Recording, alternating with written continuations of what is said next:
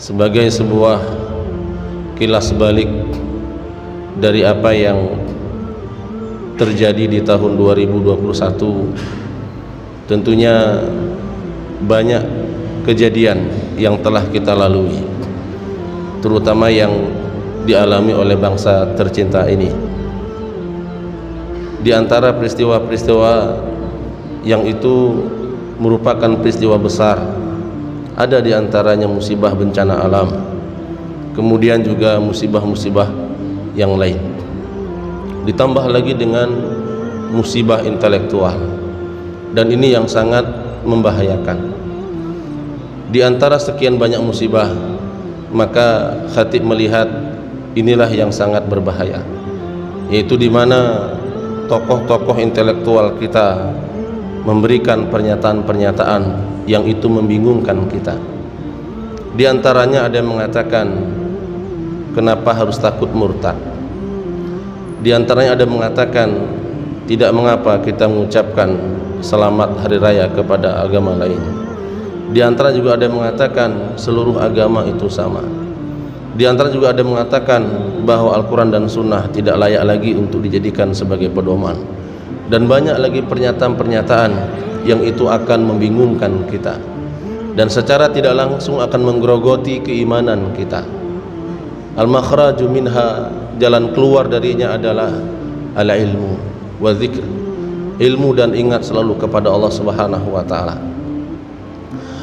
Al-Qur'anul Karim memberikan kepada kita sebuah bimbingan, dan bimbingan ini Allah Subhanahu wa taala sebutkan di dalam surat Az-Zumar di ayat yang ke-18, di mana Allah Subhanahu wa taala berfirman, alladzina yastami'una al-qaula fayattabi'una ahsana, orang-orang yang dia mendengarkan qaula, berbagai macam opini. Alladzina yastami'una al-qaula, dia mengikuti berbagai macam pandangan-pandangan, dia mendengar berbagai macam berita-berita, dia mendengar berbagai macam informasi. Hari ini dengan cepat informasi itu bisa kita dapatkan. Kita yang selalu aktif di sosial media, kita akan banyak mendapatkan informasi. Kita yang selalu membaca media massa berupa koran, kita akan mendapatkan informasi. Maka Allah Subhanahu wa taala menyebutkan alladzina yastami'una al-qaula fayattabi'una ahsana. Kemudian orang-orang ini dia mengikuti mana perkataan yang ahsan, mana perkataan yang paling baik. Maka terhadap perkataan-perkataan yang paling baik inilah mereka mengikuti, mereka berpegang teguh. Dan Allah Subhanahu wa taala menyebutkan ulaikal ladzina hadahumullah, mereka itulah orang-orang yang Allah Subhanahu wa taala akan memberikan kepada mereka hidayah. Diberikan hidayah ketika mereka mendengar berbagai macam opini dan perkataan manusia, maka mereka menimbang dengan mizan syar'i, kemudian mereka mengikuti mana yang sesuai, mana yang terbaik. Ahsan tentunya adalah yang paling baik, dekat dengan Al-Quran dan Sunnah serta pemahaman-pemahaman orang-orang saleh terdahulu. Kemudian Allah Subhanahu wa taala melanjutkan perkataannya dengan mengatakan ulaika hum ulul albab, dan mereka adalah orang-orang yang menggunakan akalnya. Di dalam Al-Quran kita akan banyak mendapati kalimat ulul albab. Maka pada kesempatan kali ini kita mencoba melihat satu sifat daripada ulul albab, dan ini menjadi jalan keluar dari apa yang hari ini kita alami.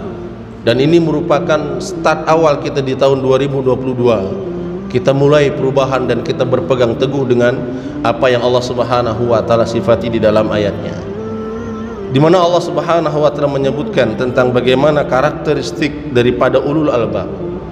Allah berfirman, inna fi khalqis samawati wal ardh, sesungguhnya di penciptaan langit dan bumi, wa ikhtilafil laili wan nahari, berubahnya siang dan malam, la ayati liulil albab, sungguh itu menjadi tanda kekuasaan Allah bagi orang-orang yang berakal, bagi mereka yang ulul albab. Kemudian Allah menyebutkan ciri mereka, alladzina yadhkurunallaha qiyama, mereka yang selalu ingat kepada Allah. Alladzina yadhkurunallaha qiyaman wa qu'udan, dan mereka juga ingat kepada Allah saat mereka duduk. Wa ala junubihim, juga demikian ketika mereka berbaring, mereka juga ingat kepada Allah Subhanahu wa taala. Wa yatafakkaruna fi khalqis samawati wal ardh, dan mereka bertafakur terhadap apa yang nampak di langit dan di bumi, penciptaan langit dan bumi. Rabbana ma khalaqta hadza batila subhanaka faqina azabannar. Kemudian mereka pun mengucapkan pengakuan dengan lisannya setelah mereka bertafakur kepada Allah, setelah mereka melihat seluruhnya, mereka berkata, Rabbana ma khalaqta hadza batila, ya Tuhan kami, seluruhnya ini Engkau ciptakan bukan sia-sia. Faqina azabannar, subhanaka faqina azabannar, maha suci Engkau ya Allah, jauhkan kami dari siksa api neraka. Kaum muslimin rahimakumullah, satu poin di dalam ayat ini yang menjadi perhatian kita sebenarnya, yaitu bagaimana kita mengikat hati kita dengan zikir kepada Allah Subhanahu wa taala. Inilah solusi, inilah jalan keluar. Mengapa demikian? Kalau kita perhatikan, ketika kita membahas tentang berzikir, tentu kita beranggapan zikir adalah amalan biasa. Zikir adalah amalan ringan. Tetapi pahamkah kita, ternyata zikir itu dilakukan oleh malaikat. Malaikat juga berzikir. Allah Subhanahu wa ta'ala berfirman, alladzina yahmiluna al-'arsya wa man hawlahu yusabbihuna bihamdi rabbihim wa yu'minuna bih. Malaikat-malaikat Allah yang memikul arasnya Allah, mereka senantiasa bertasbih. Mereka bertasbih, mereka berzikir. Kemudian kita perhatikan, zikir dan doa ini merupakan satu rangkaian. Sehingga kalau kita perhatikan di dalam Al-Quran, kita akan mendapati ternyata zikir dan doa yang merupakan amalan ringan dalam pandangan kita, ini dilakukan oleh seluruh para nabi dan rasul. Para nabi dan rasul tidak pernah meninggalkan zikir dan doa kepada Allah Subhanahu wa ta'ala. Adam alaihissalam ketika diusir oleh Allah Subhanahu wa ta'ala karena satu kesalahannya, Allah Subhanahu wa ta'ala menyebutkan, fatalaqa Adamu min rabbih kalimatin fataba alaih. Adam pun berdoa kepada Allah, Rabbana zalamna anfusana wa illam taghfir lana wa tarhamna lanakunanna minal khasirin. Kita perhatikan Nabiullah Nuh alaihissalam juga berdoa kepada Allah, Rabbi la tadhar 'alal ardi minal kafirin dayyara.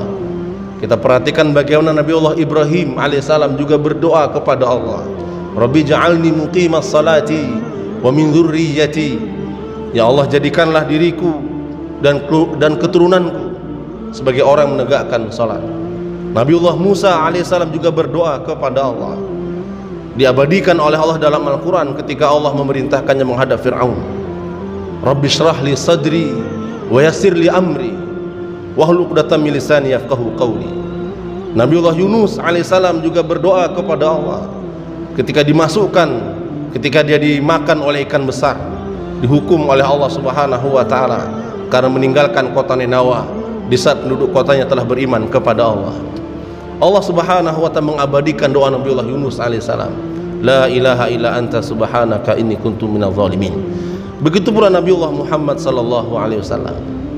Para sahabat menyebutkan tidak ada satupun kegiatan, tidak ada satupun perbuatan Rasulullah sallallahu alaihi wasallam melainkan di dalamnya Rasulullah mengajarkan zikir, mengajarkan doa kepada para sahabat. Tentunya dalam rangka menyesuaikan diri agar sesuai dengan ulul albab, menyesuaikan diri agar Allah Subhanahu wa ta'ala memberikan hidayah. Di saat banyaknya informasi-informasi yang membingungkan, maka solusinya satu di antara solusi yang lain, yaitu melazimi zikir dan doa kepada Allah Subhanahu wa ta'ala. Kita perhatikan, Rasulullah SAW pernah ditanya oleh salah seorang sahabat. Abdullah bin Busrin radhiyallahu ta'ala anhu meriwayatkan hadis ini. Al-Imam At-Tirmidzi menyebutkan bahwa hadis ini sanadnya sahih. Begitu pula Al-Albani. Abdullah bin Busrin berkata, anna rajulan qala lin nabi sallallahu alaihi wasallam, sesungguhnya datang seseorang kepada Nabi dan dia bertanya kepada Rasulullah, ya Rasulullah, ya Rasulullah, inna syara'i'al islami qad kathurat alayya. Wahai Rasulullah, sesungguhnya syariat Islam itu sangat banyak bagiku ya Rasulullah, terlalu banyak bagiku ya Rasulullah. Maka dia berkata kepada Rasulullah, fa akhbirni bisyai' atasabbathu bih, kabarkan kepadaku sesuatu yang aku bisa melaziminya, terlalu banyak bagiku ya Rasulullah. Kemudian perhatikan apa kata Rasulullah. Rasul mengatakan, la yazalu lisanaka ratban min dzikrillah, la yazalu lisanaka ratban min dzikrillah, basahilah terus lisanmu dengan berzikir kepada Allah. Rasulullah memberikan solusi kepada sahabat ini dengan banyaknya syariat. Ada satu amalan yang ringan untuk dilakukan, basahilah terus lisan dengan berzikir kepada Allah. Basahilah lisan untuk senantiasa berdoa kepada Allah. Mengapa demikian? Karena zikir dan doa, Rasul mengatakan ad-du'a huwal ibadah, zikir adalah ibadah. Rasul juga mengatakan afdalul ibadah ad-du'a, ibadah yang paling utama adalah doa. Bahkan Rasul juga mengatakan laisa akramu syai' 'ala Allah illa du'a, tidak ada sesuatu pun yang paling mulia di hadapan Allah melainkan doa. Rasul juga mengatakan la yaruddul qada'a illa du'a, tidak ada yang mampu menolak bencana dan bala melainkan doa. Rasul juga menyebutkan ad-du'a wal bala la ya'talijani ila yaumil qiyamah, doa dan bencana, doa dan bala itu saling bertarung sampai datangnya hari kiamat. Saling bertarung. Begitu kita kuat dalam berdoa, maka insya Allah musibah akan terhindar. Hari ini masalahnya kita menganggap remeh urusan doa. Kita tidak pernah kita menganggap bahwa keterkaitan hati kita dengan Allah Subhanahu wa taala kita anggap urusan yang sepele, sehingga kita lalaikan, sehingga kita lupakan. Padahal Rasul mengatakan innallaha hayyun karimun yastahi minal 'abdi ayarfu yadayhi ayaruddahu masifra, rawahu at-Tirmidzi. Rasul mengatakan sungguhnya Allah itu maha mulia dan sangat pemalu, apalagi di saat hambanya sudah mengangkat kedua tangannya, dia berdoa kepada Allah, dia meminta kepada Allah, kemudian dia kembalikan dalam keadaan hampa. Allah malu jika doa hamba ini tidak dikabulkan oleh Allah. Maka kaum muslimin rahimakumullah, tidak ada satupun kalimat, tidak ada satupun ibadah yang Allah Subhanahu wa taala cintai dan inginkan itu kita lakukan melainkan daripada doa, karena salat itu adalah doa. Kemudian kita perhatikan disebutkan tentang bagaimana pentingnya doa. Salah seorang sahabat Rasulullah SAW, Abi Umamah radhiyallahu taala anhu, disebutkan sahabat ini masuk ke dalam masjid di luar waktu salat. Sahabat ini masuk dalam masjid di luar waktu salat. Kemudian Rasulullah memperhatikan sahabat ini dari bilik kamarnya, karena kamar Rasulullah itu rumah Rasul berdampingan dengan Masjid Nabawi. Diperhatikan sahabat Abi Umamah ini tidak biasanya dia seperti ini. Sahabat Abi Umamah tidak biasanya dia menyendiri di masjid di luar waktu salat. Rasul memperhatikan. Ketika Rasul sudah memperhatikan, kemudian Rasulullah mendatangi sahabat Abi Umamah. Hadis tentang ini diriwayatkan oleh Imam Abu Dawud, dihasankan oleh Al-Albani. Kemudian kita perhatikan, Rasulullah mendatangi sahabat Abi Umamah dan bertanya kepada Abi Umamah, ya Aba Umamah, ma li araka jalisan fil masjid fi ghairi waqti shalah. Wahai Abi Umamah, aku tidak pernah melihatmu duduk seperti ini di luar waktu salat. Nampak keresahan dan kesusahan kelihatannya dari wajahmu. Apa yang sedang kamu alami sebenarnya wahai Abu Umamah? Perhatikan masalah Abi Umamah. Khatib yakin ini juga masalah yang sering kita alami. Masalah yang dihadapi oleh sahabat Abi Umamah ini juga masalah yang hampir setiap saat kita alami, dan para sahabat juga mengalami, termasuk sahabat Abi Umamah yang diceritakan di dalam hadis ini. Maka sahabat Abi Umamah pun memberikan penjelasan, memberikan jawaban kepada Rasulullah. Humumun lazimatni wa duyunun ya Rasulullah. Aku mengalami kegelisahan yang sangat berat ya Rasulullah. Susah ya Rasulullah. Rezeki terasa berat bagiku hari ini. Wa duyunun ya Rasulullah. Dan aku juga dihimpit, dililit dengan hutang yang banyak ya Rasulullah. Perhatikan, ketika Rasulullah SAW mendengar jawaban daripada Abu Umamah, bahwa Abi Umamah mengalami kesusahan, sedihnya Abi Umamah karena masalah himpitan ekonomi yang berat. Jamaah sekalian, kalau kita mengikuti perkembangan ekonomi hari ini kelihatannya sangat mengkhawatirkan. Grafiknya ini semakin naik. Grafiknya semakin naik. Beberapa pakar ekonomi memprediksikan, ya, mungkin beberapa tahun ke depan kita akan mengalami puncaknya, dan itu sangat memberatkan. Waliyadzubillah, semoga Allah Subhanahu wa taala menjaga kita. Maka perhatikan solusi daripada Rasulullah SAW. Ketika Rasul mendengar penjelasan sahabat Abi Umamah, apakah Rasulullah SAW membuat memo dalam bahasa kita atau mengatakan kepada sahabat Abi Umamah, berapa hutangmu, berapa kebutuhanmu, sebutkan dan datangi Utsman bin Affan. Utsman bin Affan sahabat yang kaya.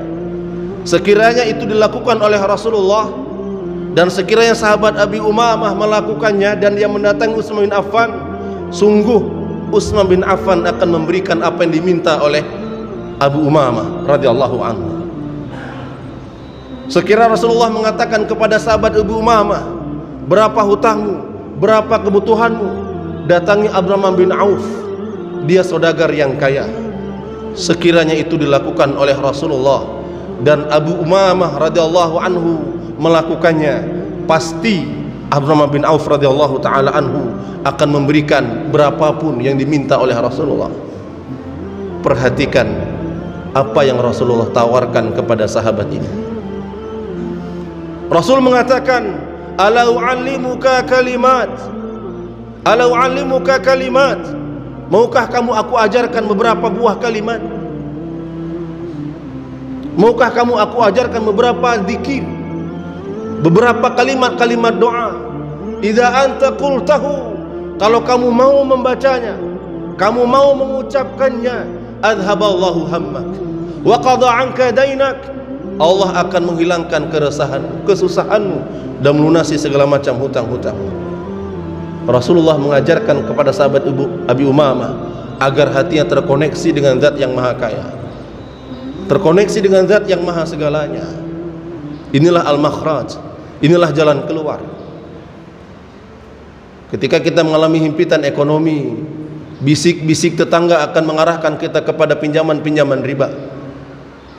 Apalagi hampir setiap saat masuk di HP kita tawaran-tawaran pinjaman online.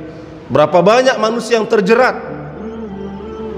dari 1 juta di total menjadi 100 juta, terlilit dalam pinjaman online. Waliyadzubillah. Kalau ingin meminjam, pinjamlah kepada Allah. Jika ingin meminta, mintalah kepada Allah. Perhatikan kalimat yang Rasul ajarkan kepada Abu Umamah. Idza anta qultahu adhaballahu hammaka wa qada anka dainak. Kalau kamu mau membacanya, mau mengucapkannya, maka pasti Allah akan menghilangkan kesedihanmu. Allah pasti akan melunasi segala macam hutang-hutangmu. Apa kalimatnya? Qul idza amsayta wa idza asbahta. Ucapkan olehmu ketika pagi dan sore. Mengapa pagi dan sore? Tidak siang, tidak malam. Karena pagi dan sore adalah waktu khusus di mana Allah Subhanahu wa taala memerintahkan kepada kita, ya ayyuhalladzina amanu dzkurullaha dzikran katsira. Wahai orang-orang beriman, berzikirlah kepada Allah dengan zikir yang banyak. Wasabbihuhu bukratan wa asila. Dan bertasbihlah pagi dan petang, pagi dan sore. Pagi ba'da subuh, sore ba'da asar. Karena itu pergantian malaikat. Allah akan cepat mengabulkan hambanya yang berdoa di dua waktu ini, pagi dan sore. Apa doanya? Rasul mengatakan, qul Allahumma inni a'udzubika minal hammi wal hazani. Ya Allah, aku berlindung kepadamu daripada keresahan dan kesedihan. Wa a'udzubika minal jubni wal bukhli. Aku berlindung kepadamu ya Allah daripada sifat penakut dan kebakilan. Wa a'udzubika minal ajzi wal kasali. Aku berlindung kepadamu ya Allah daripada kelemahan dan sifat malas. Wa a'udzubika min ghalabati daini wa qahri rijal. Aku berlindung kepadamu ya Allah dari lilitan hutang dan dikuasai oleh manusia. Perhatikan testimoni daripada Abi Umamah, testimoni sahabat yang Allah meridhoinya, yang ajaran Rasulullah tidak pernah berdusta. Wa ma yantiqu anil hawa, yang keluar dari lisan Rasul bukan hawa nafsu, tapi itu adalah perintah dari Allah. Dan Allah tidak akan menyelisihi janjinya. Rasulullah bukan pendusta, Rasulullah bukan pembohong, Al-Amin, yang dapat dipercaya setiap perkataannya. Sehingga sahabat yang Allah ridhoi ini memberikan testimoni. Fa fa'altu dzalika, aku pun melakukannya. Dengan penuh istiqamah dia berzikir, di samping dia berikhtiar dengan ikhtiar manusia. Dia berzikir dengan zikir ini, Allahumma inni a'udzubika minal hammi wal hazani, wa a'udzubika minal ajzi wal kasali, wa a'udzubika minal jubni wal bukhli, wa a'udzubika min ghalabati daini wa qahri rijal. Salasan, aku membacanya 3 kali, pada subuh, pada asar, dirutinkan. Abi Umamah pun berkata, fa adhaballahu hammi wa qada anni daini. Allah pun menghilangkan kegelisahanku dan menyelesaikan segala macam hutang-hutang. Maknanya adalah jangan pernah kita lupakan Allah Subhanahu wa taala. Maknanya adalah koneksikan hati kita selalu dengan Allah. Dan Allah sudah memberikan maklumat. Allah sudah memberikan maklumat. Wa idza sa'alaka 'ibadi 'anni fa inni qarib ujibu da'watad da'i. Ini maklumat dari Allah. Kalau hambaku bertanya kepadamu Muhammad tentang aku tidak jauh. Aku bukan buta, aku tidak tuli. Ini qarib, aku dekat. Ujibu da'watad da'i. Aku akan kabulkan setiap siapapun yang berdoa. Aku akan kabulkan. Dan Allah juga berkata, wa qala rabbukum ud'uni astajib lakum. Dan Tuhanmu Allah memberikan pengumuman, memberikan maklumat, mintalah kalian seluruhnya kepadaku, pasti aku kabulkan. Hari ini mungkin kita malu, kita mulai menganggap remeh urusan mengangkat kedua tangan. Kita berusaha kuat. Kapan biasanya kita mau mengangkat tangan? Kita baru akan mengangkat tangan di saat tertutup seluruh pintu. Ketika tertutup seluruh jalan-jalan keluar, baru kita meminta kepada Allah. Kita berusaha dengan jalan A, tertutup, gagal. Kita mulai dengan plan B juga gagal. Kita mulai dengan plan berikutnya, ternyata juga tertutup. Setelah susah seluruhnya, baru kita menghadap Allah Subhanahu wa taala. Baru kita meminta kepada Allah. Baru kita merintih kepada Allah. Kapan doamu dikabulkan? Pada Rasul mengatakan, ta'araf 'ala Allahi fir rakha ya'rifuka fi syiddah. Ta'araf 'ala Allahi fir rakha ya'rifuka fi syiddah. Kenalilah Allah di saat kamu dalam kondisi lapang. Allah pasti akan mengenalimu di saat kamu dalam kondisi susah. Salah seorang ulama dari generasi salaf pernah kehilangan sandalnya ketika keluar dari masjid. Hilang sandalnya keluar dari masjid, kemudian dia masuk lagi dalam masjid. Dia berdoa kepada Allah, ya Allah, sandalku hilang. Aku minta kepadamu sandal yang paling baik ya Allah dari sandal yang hilang tadi. Didengar oleh jamaah yang masih berada dalam masjid. Ya Syekh, kenapa untuk urusan sandal Anda meminta kepada Allah? Dia berkata, demi Allah, Allah telah berfirman, iyyaka na'budu wa iyyaka nasta'in. Iyyaka na'budu wa iyyaka nasta'in. Hanya kepadamu ya Allah aku menyembah, dan kepadamu ya Allah aku minta pertolongan. Demi Allah, sekecil apapun persoalan hidupku akan aku minta kepada Allah. Ini menjadi itibar bagi kita semua. Maka start 2022, sesulit apapun masalah kita, maka jadikan diri kita menjadi bagian daripada ulul albab. Senantiasa berzikir, salah satunya adalah berzikir, berdoa kepada Allah. Basahi lisan dengan berzikir. Istighfar, rutinkan istighfar. Allah berjanji yang merutinkan istighfar, wa ma kana Allahu liyu'adzibahum wa anta fihim. Allah tidak akan mengadab mereka kalau selama engkau masih berada di tengah mereka ya Muhammad. Wa ma kana Allahu mu'adzibahum wa hum yastaghfirun. Dan Allah tidak akan mengadab mereka selama mereka mau beristighfar. Hari ini musibah datang bertubi-tubi. Salah satu sebabnya adalah karena kita tidak beristighfar. Maka lazimi zikir, lazimi doa, apa saja yang kita ketahui daripada zikir dan doa lakukan, bacakan di mana saja. Angkat tangan setiap kebutuhan kita kepada Allah, minta kepada Allah.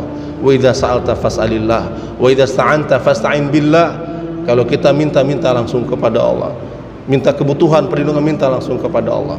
Semoga Allah Subhanahu wa taala menjadikan kita hamba-hambanya yang az-zakirina Allah katsira wa dzakirat lahum maghfiratu wa ajrun azim, yang bagi mereka Allah siapkan balasan, keampunan yang besar di sisi Allah Subhanahu wa taala. Semoga apa yang khatib sampaikan bermanfaat dan menjadi ibrah serta pelajaran terkhusus bagi khatib yang menyampaikan dan bagi kita semua.